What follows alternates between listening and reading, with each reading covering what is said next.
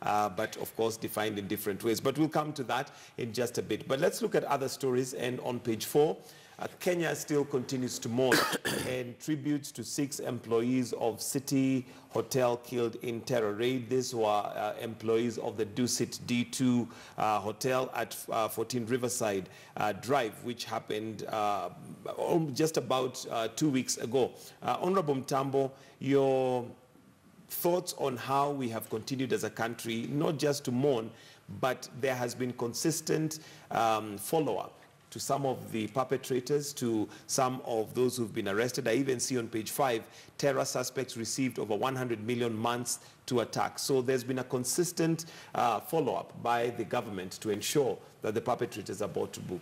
Yes, but before I answer that, let me, I brand myself as a captain of Jubilee. And Ogola said that the politics of betrayal, I want to clear to him that there's no betrayal in the Jubilee, because I know that the party and the members are intact. Yes, there could be one voice out there, but I want to assure you that Jubilee is intact. Coming back to your question, it is very true that we have seen a lot happening after Dusit, and I can assure you, not only after Dusit, after the attack, the unfortunate attack which happened last 2 weeks. What I know is that the government has been on its toes, doing its best to make sure that it secures the people of Kenya, and we need to actually appreciate the office and the officers and the people who are working around the clock to make sure that they secure not only our cities but our borders. Let me tell you this, because I have the information that we have men and women who risk their life even after, who are risking their life even after the attack, spending sleepless nights, going to the bedroom of these guys. I don't want to mention where and who, but that is the true position. I want to tell you again that there are unseen or unsung heroes who are really working very hard around the clock to make sure that they follow these people until they get the last man. And kudos goes to the Minister of Interior again, where Matiang'i is, and other people. Matiang'i does not work alone. He's not working in isolation. He has the able PS with him. He has a team of diligent Kenyans who are giving us, the comfort we so deserve.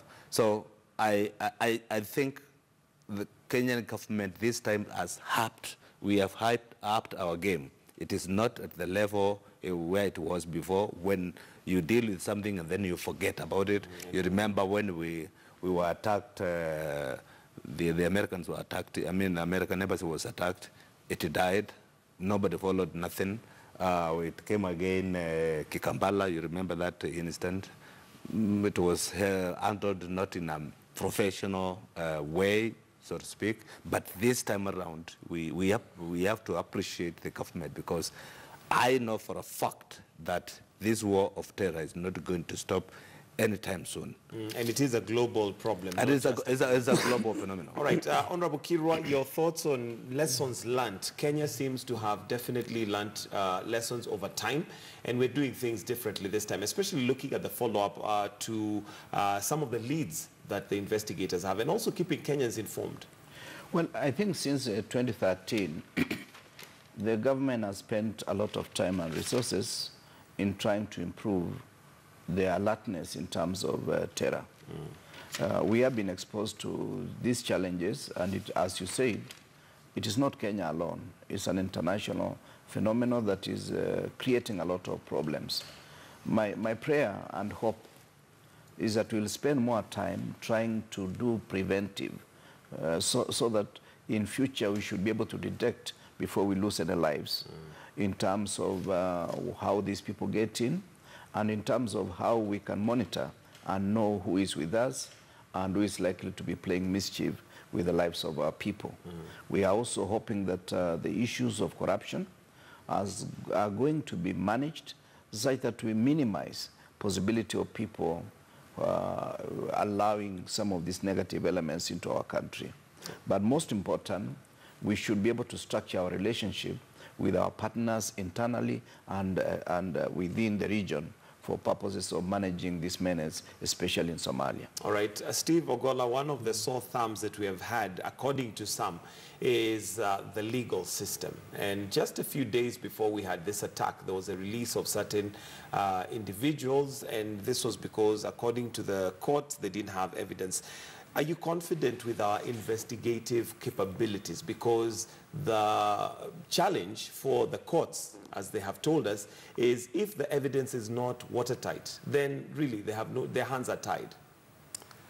I think, Mr. Kitonga, thanks for that question, because it's one area that has concerned many Kenyans, because there's a wrong narrative out there in the public that the judiciary is not supporting their own terrorism, they're releasing suspects who should otherwise be languishing in poverty. The thing is this: the judiciary's mandate is to read the law and apply it faithfully. Now, there's a critical balance. Even as you fight terrorism, you must be sure to fight it within the non-legal frameworks.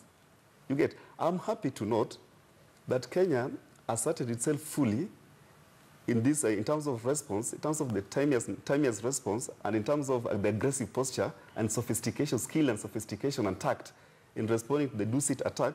And I think by observation alone, if terrorism is organized around the ideology of just fundraising, picking some soft target, disrupt the order and the peace and tranquility in that nation and use it for fundraising, I think it's possible to say Al-Shabaab may, in fact, shift focus away from Kenya, looking at their level of response. But attending to your question, you see, when someone is arraigned in court, he's arraigned under the law. The procedural and substantive laws apply to that person. There is very limited opportunity for innovation that the courts have. Because if I'm a defense counsel, Mr. Gitonga, and I say, this person was forcefully removed from Kenyan jurisdiction, I'm talking about, let's say, for instance, the Uganda cases, the Kenyans who are forcefully removed to Uganda, the law requires, the Extradition Act requires, that there must be an order coming from the Uganda court, which must be adopted here in Kenya, and then that order be used to effect arrest. And when you arrest someone, you must not detain them for more than 24 hours. And you must alert them the reasons for which they are arrested, and they must have an opportunity to challenge that forceful removal from their jurisdiction to another foreign. That's the law passed by our members of parliament. So if somebody comes to court, presents the law as it is, then ask the judge, here is the law, here are the facts. You corner the judge in a position where, even if you wanted to support the war on terror, but looking at this particular case before him, how do you expect him to read the law differently when the law and the facts contradict? What I'm suggesting is this: as we maintain or we deepen the aggressive posture, anti-terrorism posture, that's fine. But let us also learn to innovate within the law. The president himself said that Kenya is a rule of law country, but that will not weaken our approach to fighting terrorism. So the hint that the law enforcement and security agencies must pick is this: how do we deepen our ability to combat terrorism without compromising the chances of securing a conviction? You see, the purpose of arraigning someone in court is to secure a conviction. To secure a conviction, you must deal with the low-hanging fruits first. You arrest, arraign, present evidence, get a conviction. But if you start messing the process, or you arrest and you detain beyond the time that is allowed by the law, how do you expect the court to help you? You arraign within the time allowed by the law, you have not presented evidence. Honestly, Mr. Gitonga, the justice system would collapse if judges were to make decisions based on their own passion and discretion and political temperatures. So the question then would be, Steve, where does the buck stop? Because at the end of the day, you have the DCI and you have the judiciary. Now, if the DCI doesn't bring in watertight evidence, the magistrates are left with no choice but to release. But the buck has to stop somewhere. The buck stops with the DCI and the DPP. These are the people that organize the cases and bring them before court. Okay. Before you bring cases before court, any case, you see now, when you're prosecuting, when you're enforcing anti-terrorism laws, and when you're enforcing criminal laws generally, what the court will look at first. Have we observed procedural safeguards? I mean, now when you're in the dock, everybody is entitled to procedural safeguards. We can't run away from that. And I'm suggesting that we begin to innovate within the challenge, the fact that in as much as we want to respond aggressively to terrorism, we must abide by the non-procedural safeguards. If the DCI, in collaboration with the DPP, build a strong case, it is not possible that the judiciary can throw it away. Okay. And if they do, by the way, it's not just the judiciary that is, the judiciary is accountable to Kenyans, the legal profession, especially the Law Society of Kenya. Have you heard the Law Society of Kenya saying that we have reviewed judgments concerning bail applications or judgments releasing other people and we find them less than satisfactory, we find jurisprudence to be questionable? No.